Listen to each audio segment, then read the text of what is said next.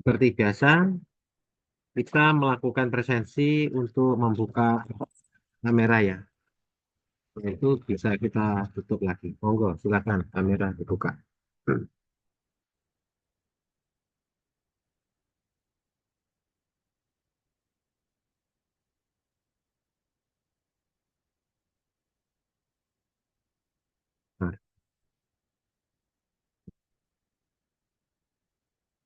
1, 2, 3. Oke, bisa ditutup lagi. Beda. Kita mulai yang pertama, mata kuliah Teknik Penyusunan Keuangan Daerah.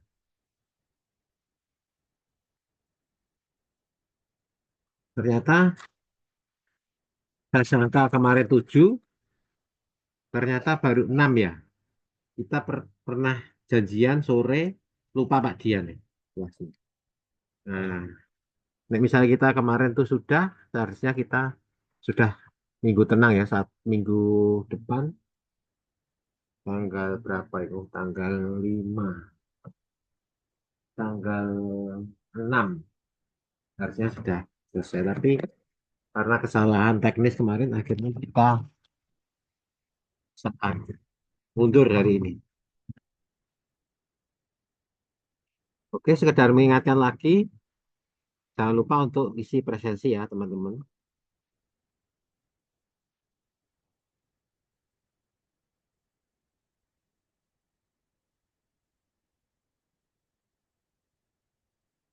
Ini postur APBN. Yang kita lupa itu pertemuan kelima. Kelima atau keenam ya? Kelima.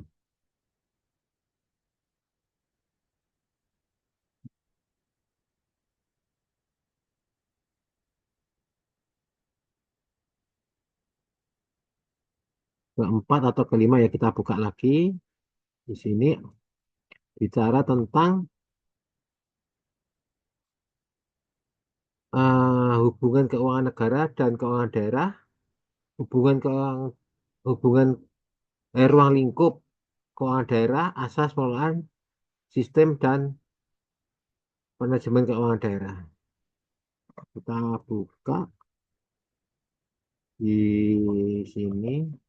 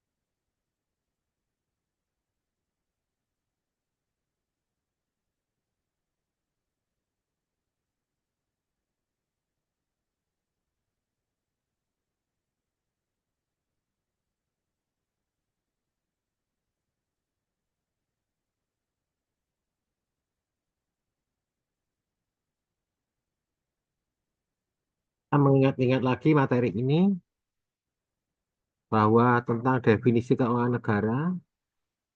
Bentar ya, saya downloadkan dan sampai lupa.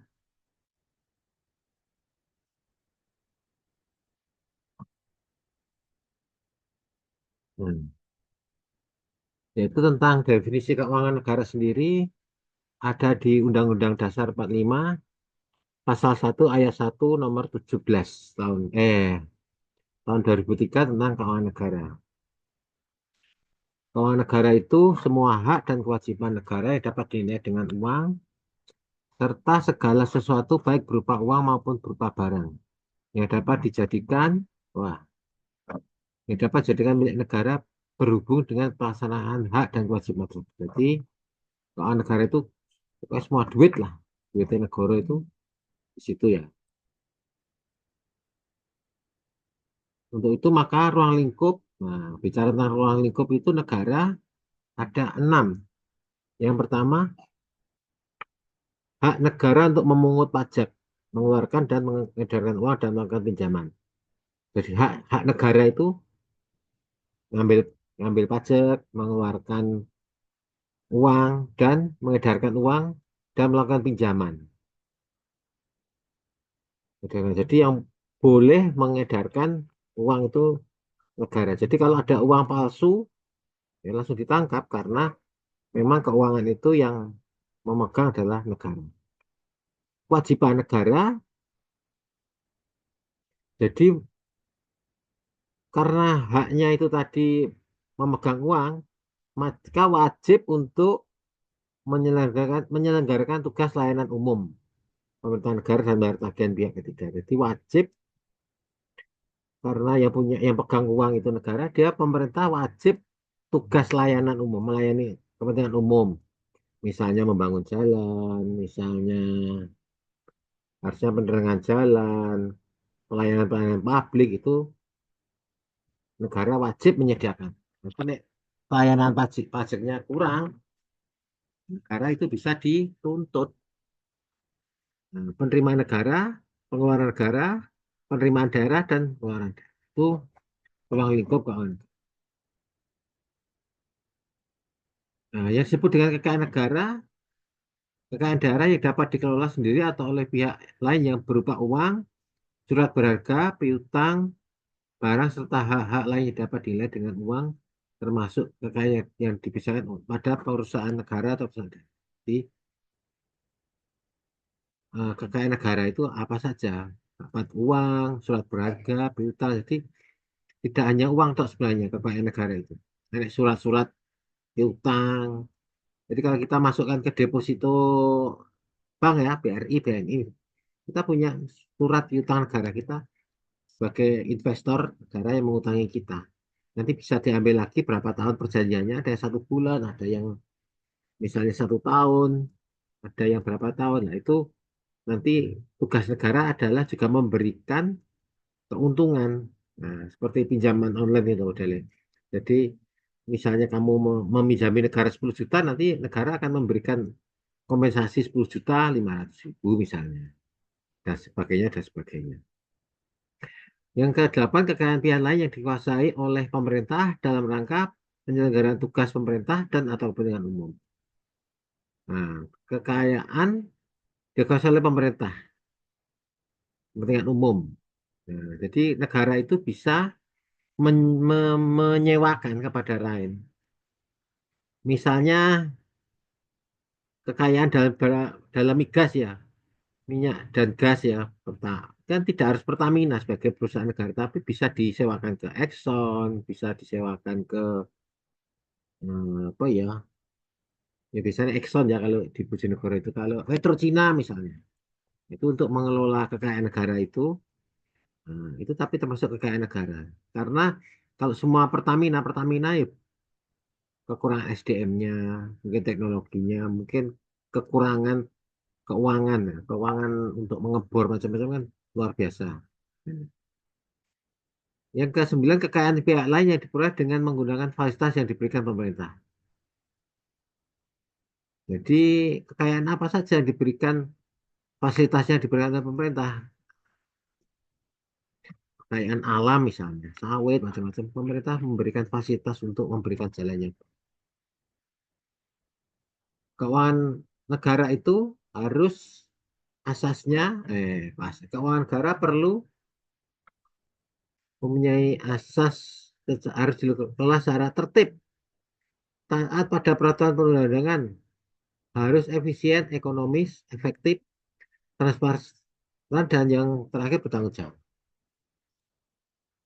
Untuk itu maka agar bisa terjadi pengelolaan keuangan negara yang diinginkan oleh pasal 3 nomor 17 tahun 2003 harus dilakukan yang disebut dengan pengawasan negara. Kudu yang ngawasi, bener nggak dibelanja no, atau yang bener nggak disimpan. Pengawasan itu proses untuk memantau, mengukur, dan bila perlu melakukan perbaikan atas pelaksanaan pekerjaan sehingga apa yang telah direncanakan dapat dilaksanakan sesuai dengan tujuan diinginkan. Kalau terkenal biasanya dengan APBNP perubahan. Kemarin pernah tak ceritakan, awalnya misalnya hanya menganggarkan jembatan 5 miliar sudah rampung. Ternyata ada invasi macam-macam. Nah, jembatannya habisnya 6 miliar. Siapa yang menanggung 1 miliar? Pemerintah dengan melakukan APBNP perubahan. Nah, jadi akhirnya jembatan itu bisa segera diselesaikan, diakses, dan diharapkan terjadilah kemakmuran di daerah-daerah tersebut. Nah, pengawasan merupakan satu proses kegiatan yang dilakukan secara terus-menerus atau berkesinambungan untuk mengamati, memahami, dan menilai setiap pelaksanaan tertentu sehingga dapat mencegah atau memperbaiki kesalahan dan penyimpangan terjadi. Proses, enak proses. Didelok, oh ya, di sini ada gambar pecahan besar ya. Oh iya ini. Ternyata kemarin apa ya? Uangnya bener nggak dipakai untuk pembangunan? Nah, urgensi pengawasan itu agar tidak terjadi penyimpangan karena selama ini menyimpang atau tindakan korupsi telah dilakukan sejak dulu sehingga akibat dari tindakan tersebut sangat merugikan rakyat dan segala.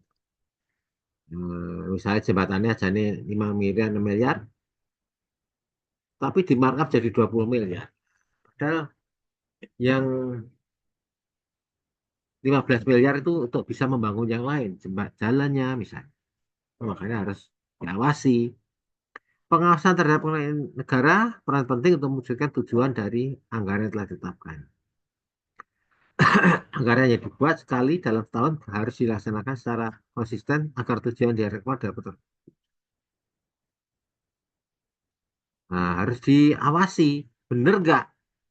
Tahun 1 tahun ini sudah selesai nggak jembatan tersebut? Enggak ya molor. Akhirnya tujuan tujuan pembangunan juga belum tentu selesai. Pembangunan juga akan tertunda, makanya harus diawasi.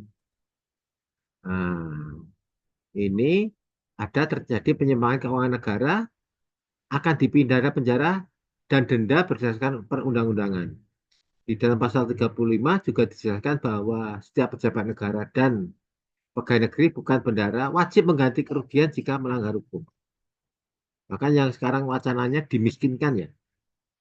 Di sini ada tujuan pengawasan yaitu menjamin pelaksanaan keuangan negara agar tidak menyimpang dari rencana yang sudah ditetapkan dan mencegah kepada setiap pihak memanfaatkan kewenangannya demi kepentingan pribadi. Pengawasan pada dasarnya tidak bertujuan mencari kesalahan, namun untuk mengarahkan pelaksanaan aktivitas agar sesuai rencana yang telah ditetapkan. Dengan begitu, anggaran negara yang sudah ditetap akan menjadi pedoman pengelolaan agar dana hidupnya dapat tepat sasaran demi kemajuan dan pengembangan. Jadi saja nih, seperti itu. Tapi kadang orang yang diperiksa keuangan negara wis senewan se, soalnya sing ngawasi juga kadang nek keuangan aneh, akhirnya kesulitan juga nek ngawasi. Nah, ini ada ruang lingkup pengawasan. Bisa dipahami bahwa pengawasan tidak terbatas pada pelaksana saja, namun juga mengawasi fungsi yang cukup kompleks, yaitu mengawasi sejak tahap penyusunan hingga tahap pertanggungjawaban atas pelaksanaan yang sudah dilakukan. Jadi ngawasi itu ya gak mau pas pelaksanaan pas pekerjaan, tapi ya dari awal loh, bener gak cagake ditukokno sing kan ada seperti galvalum itu cagaknya dibelikan 1 mili apa 0,09. Nah, kacek 0,1 mili itu harganya sudah misalnya kacek 1 juta, ping. Nah, kan gitu. Akhirnya uangnya bisa dikesak korupsi. Makanya nggak boleh seperti itu. Nek sing 1 mili ya tuh kalau 1 mili. Ternyata tahun ke-5 misalnya jembatannya pokek atau ceklek, ya kan repot. Pengawasan negara selalu memiliki andil dalam setiap penyusunan negara, anggaran hingga tahap akhir, yaitu pertanggungjawaban. Hal ini bermaksud untuk menjaga dan memastikan bahwa setiap tahap dilakukan sesuai dengan aturan yang ada. Pengawasan juga menjadi pencegahan bocoran yang bisa mengakibatkan korupsi oleh oknum tertentu. Perlu diawasi agar tidak terjadi kebocoran. Nah, ini gambar bocor. Nek banmu sepeda motor bocor kan ya susah. Jadi ini kampus hanya 15 menit, 10 menit. Akhirnya 30 menit karena leren golek tukang tambal, leren tambal. Apa. Kemudian juga pembangunan. Pembangunan nek bocor, pokoknya bocor halus ya. Gak kerasa orang-orang lu. Jembatannya moro-moro ada yang jembatan putus atau patah. Nah, karena dilaksanakan dengan korupsi. Meskipun pengawasan sudah dilakukan, namun dalam praktek di lapangan terkadang masih saja terjadi kebocoran, sehingga menyebabkan adanya oknum tertentu melakukan tindakan manipulasi dan korupsi.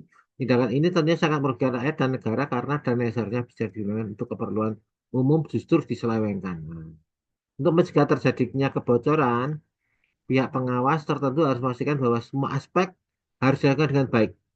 Bahkan harus dilakukan peningkatan pada setiap aspek yang ada agar pengawasan semakin ketat dari waktu ke waktu. Makanya kudu diawasi. Seperti ini Pak Den bisa ngawasi. Berarti yang masuk hari ini yang luar. Ini ada Alvina, ada Marta, Saridwi loh. Yang lainnya mana gitu kan. Ini termasuk ngawasanku moro-moro jaluk nilai bagus ya. Seperti itu pengawasan loh. Ini saya hadir terus Pak. Pak ya ini Mas Januar. Harus ada jelasan. Mungkin saya biarkan tapi nanti tinggal di akhir minta nilai A apa B apa C. Pengawasan seperti itu. Walaupun Pak Dian sebenarnya makanya tiap saat di kelas kan saya hidupkan ini juga untuk melihat oh ya ini Mbak Alvina ki ya rajin. Nah, apa lah. Masalah apal gak ilmu itu kan bisa dicari. Paling enggak kayak gini kan kita lebih kenal, lebih apa ya, lebih ngerti oh tentang keuangan itu apa. Misalnya teman-teman ada yang nggak punya pulsa, biasanya saya suruh gabung. Kamu buka, oh ini ada 4 anak dalam satu bisa. Ya, pengawasan juga seperti itu. Oh ini rajin. Jenis-jenis pengawasan ada pengawasan terhadap objek, pengawasan terhadap menerima dan pengeluaran negara. Pengawasan metodenya ada pengawasan melekat yang dilakukan oleh atasan langsung baik di tingkat pusat maupun di tingkat daerah. Langsung pengawasan melekatnya skelet. Jadi ngerti anak buahnya gimana mulai dari atas sampai bawah.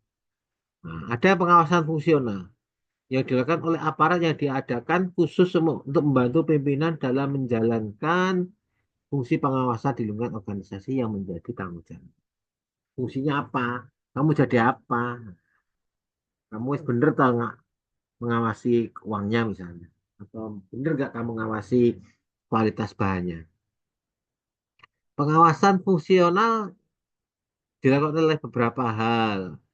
Ada yang dari BPKP, ada inspektorat, ada provinsi, kota, kabupaten, nah, dan yang lainnya. Pengawasan itu kalau kita lihat di bawah Google ini, pengawasan siapa yang mengawasi? Siapa yang mengawasi keuangan negara? Ini harus tahu. Ya, insya Allah kalau di sini cepat ya internetnya. Pokoknya gak pegat sebentar. Oh, gak metu. Nah, ini metu.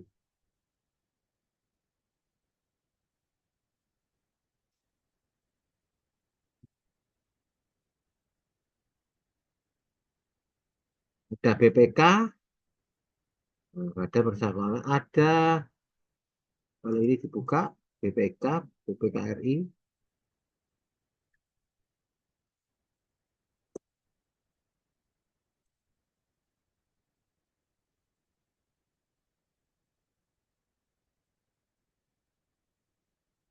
dan pemeriksa keuangan, ada BPKP 1, 2, BPKP itu Badan Pemeriksa Keuangan, Badan Badan Badan Pemerintah, Badan Pemerintah dan BP pertama BPKP. Ada DPR, DPR dan BPK. BPKP itu apa ya? BPKP. BPKP apa? Itu apa?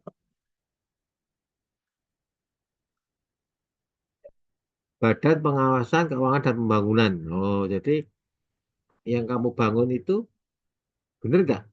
Didirikan pada tahun 83, 30 Mei, 41 tahun yang lalu.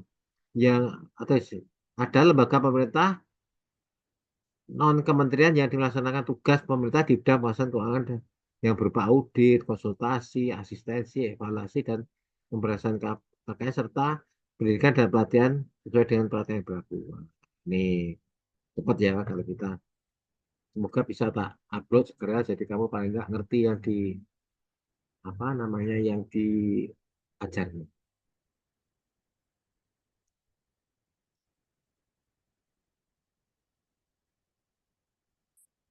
BPKP, nenek BPK, nenek DPR tadi ya,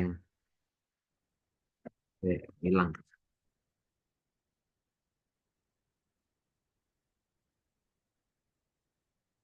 masa fungsional. Ini adalah oh ya BPKP Inspektorat Jenderal dan lainnya.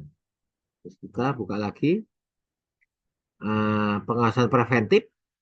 Ada sifatnya pengawasan itu ada beberapa sifatnya. Ada yang namanya pengawasan preventif.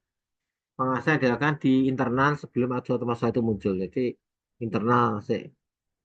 Misalnya kok aneh dari ini ki korupsi ya koncone ya di reso sih.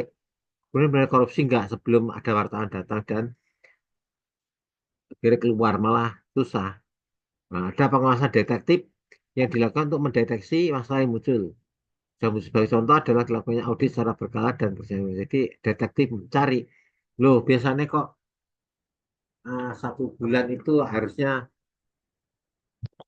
harusnya 1 juta ya misalnya untuk kegiatan untuk administrasinya. Ternyata kok bulan dan tiga bulan kemudian kok 1,5 juta, harusnya setengah nggak apa lah itu bahaya itu iso ditakutkan macam-macam dan dia korupsi macam-macam. Nah, detektif mencari. Preventif itu sebelum masalah muncul misalnya ada bisik-bisik oh ini tukang korupsi ini.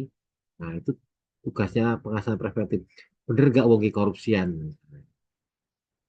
Di visip ono sing seneng korupsi nah. Langsung preventif dulu. Tapi juga harus ada yang detektif. Bener nggak wong kayak korupsian misalnya. Ada yang pengawasan ruang lingkupnya mengasah internal dan eksternal. Internal itu di dalam, eksternal di luar. Internal dilakukan oleh BPKP ya, Badan Pengawasan Keuangan dan Bangunan.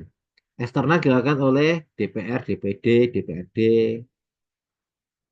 Adapun yang dilakukan oleh BPR antara lain melalui pengawasan pelaksanaan PBN dan pembahasan laporan keuangan pemerintah pusat yang telah diaudit oleh itu ya, ini inspektorat ada yang eksternal di luarnya. BPKP adalah, oh ini ada ya, dibentuk tahun ya tadi tahun 83 ya. Tapi ini keputusan Presiden 103 tahun 2001 tentang melakukan tugas fungsinya dan diatur nomor 192 tahun 2004 tentang Badan Pengawasan Keuangan dan Bangunan. Dan BPKP merupakan aparat pengawas intern pemerintah yang berada di bawah Presiden langsung. Untuk menyelenggarakan tugas dan fungsi di daerah, BPKP membentuk kantor perwakilan BPKP di setiap provinsi. Jadi pemerintah bisa ngecek Jawa Timur korupsi enggak, Jawa Tengah korupsi enggak. Ini fungsi BPKP merumuskan kebijakan, pelaksanaan audit dan pengawasan intern terhadap pelaksanaan. Yang keempat, memberikan konsultasi terkait dengan manajemen risiko. Oh, ini kayak dibangun jembatan tak bahannya Pak. Itu harus diberikan dari mana misalnya manajemen risiko. Kok kayak dibelikan yang gone wong Madura lebih murah. Tapi posine misalnya neyeng kabeh. Nah, pokoknya di pabrik langsung anyar, larang sidik gak apa-apa nanti di APBNP misalnya. Nah, yang kelima, pengawasan terhadap perencanaan atau pelaksanaan program yang dapat menghambat pelaksanaan kelancaran pembangunan. Yang keenam, mengkoordinasi dan sinergi penyelenggaraan pengawasan. Yang ketujuh, pelaksanaan review atas laporan keuangan dan laporan kinerja pemerintah. Yang kedelapan adalah melaksanakan sosialisasi. Yang kesembilan, melaksanakan kegiatan pengawasan. Yang ke-10, pembinaan kapabilitas. Yang 11, melakukan dukungan substansi. Yang 12, pengawasan atau pelaksanaan. Yang ke-13, pelaksanaan dan pengawasan intern. Yang ke-14, koordinasi pelaksanaan tugas. BPK, nah, tadi ke BPKP ini BPK memeriksa pengelolaan data tanggung jawab keuangan negara dilakukan oleh pemerintah pusat. laporkan kepada penegak hukum jika dalam pemeriksaan ditemukan indikasi tidak pidana (BPK). Jadi ada BPKB, ada BPK. Yang ketiga, memantau pelaksanaan tindak lanjut hasil pemeriksaan yang dilakukan pejabat. Fungsi BPK ini seperti auditor, yaitu melakukan pemeriksaan terhadap pengelolaan dan tanggung jawab. BPK juga berfungsi melakukan proses pengawasan. Jadi diawasi juga BPK. Wewenangnya ini menentukan objek, meminta keterangan, melaksanakan pemeriksaan di tempat, menetapkan jenis dokumen. Yang kelima, menetapkan standar pemeriksaannya. Yang keenam, kode etik. Yang tujuh, menggunakan tenaga ahli. Yang kedelapan, membina jabatan fungsi. Yang kesembilan, memberi pertimbangan atas standar akuntansi. Dan 10, memberi pertimbangan atas rancangan sistem daerah. Itu yang disebut dengan pengawasan, pengawasan keuangan negara. Nah, selanjutnya kita buka lagi.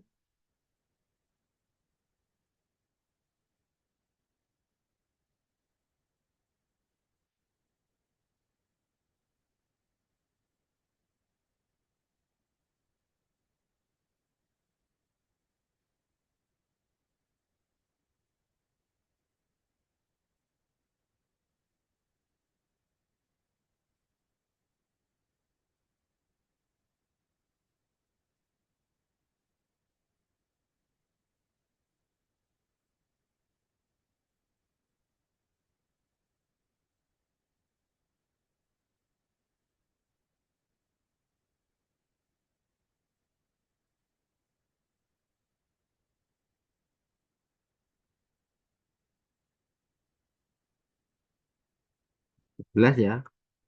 Nanti ada yang disebut dengan eh, transfer ke daerah.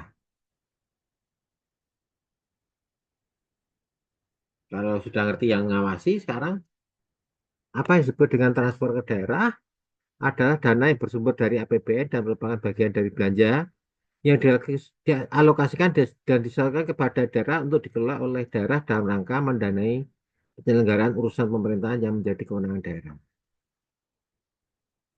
Apa yang disebut dengan urusan pemerintah yang menjadi kewenangan daerah? Nah, ini kita lihat ditanyakan Mbah Google ya. Nah,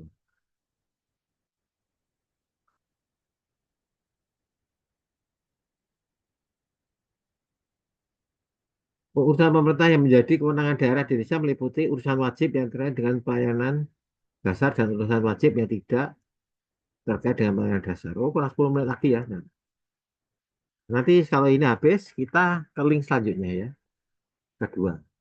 Yaitu yang urusan wajib meliputi pendidikan, kesehatan, PU, penataan ruang, perumahan rakyat dan kawasan pemukiman, ketentraman umum, dan perlindungan masyarakat serta sosial.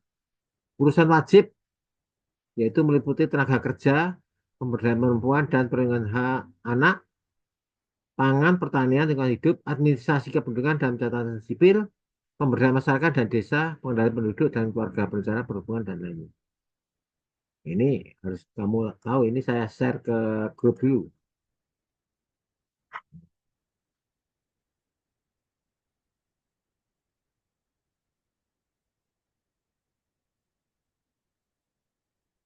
Kamu harus ngerti urusan pemerintah yang jadi kewenangan daerah. Nah, ini nanti mau Pak Dian ingat. Nanti yang kurang-kurang nanti tak tambahinnya lagi ya. Sekarang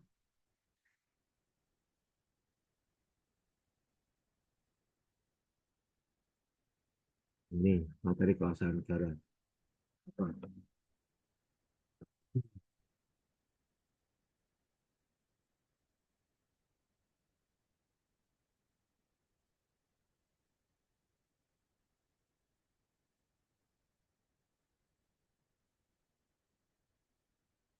Jadi transfer ke daerah ya kurang berapa menit?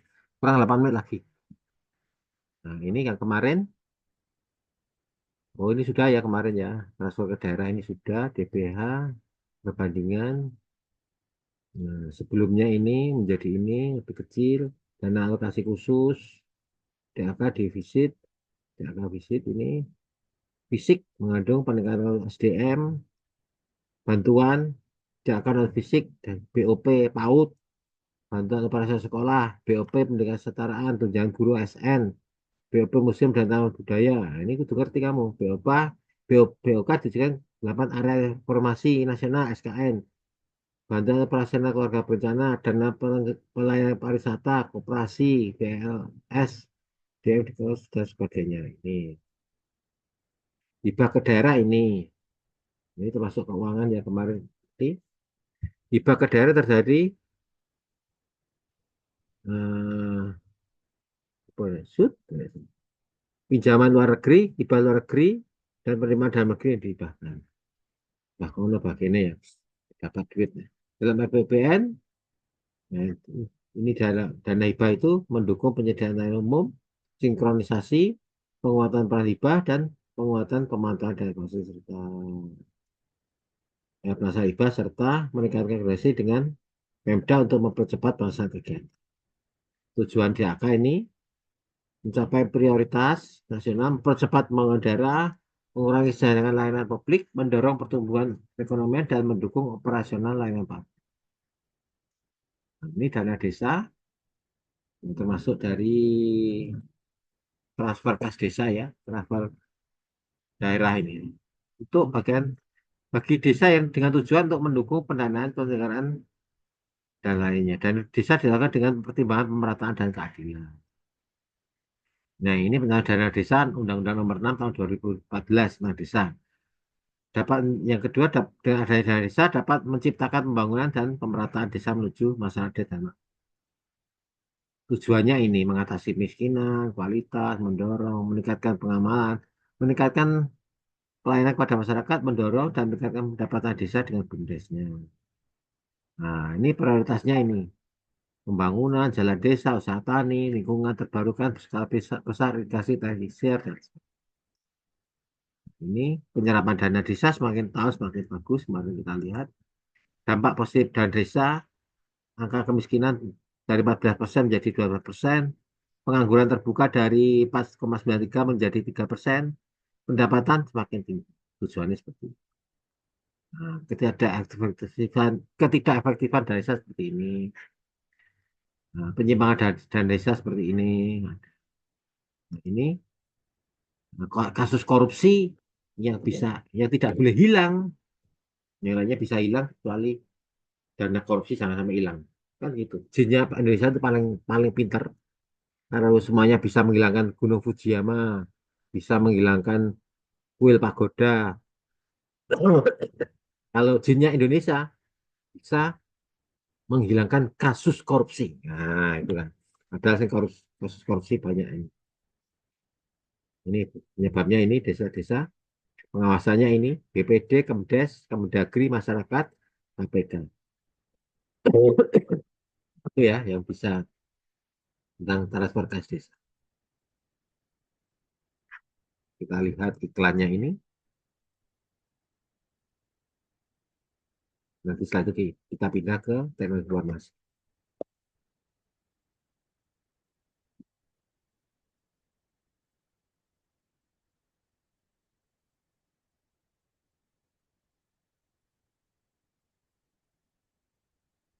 Nah, kita melihat iklannya ini. Sebentar.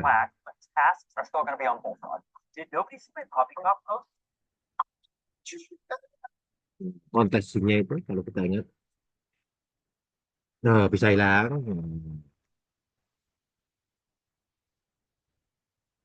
Bisa menghilangkan gunung. Nah, orang Jepang gitu hebat ya. Tapi paling hebat jinnya orang Indonesia. Digui semuanya ta. Nah, hebat Indonesia kan. Nah, kita harus bangga dengan orang Indonesia. Fokus korupsi hilang.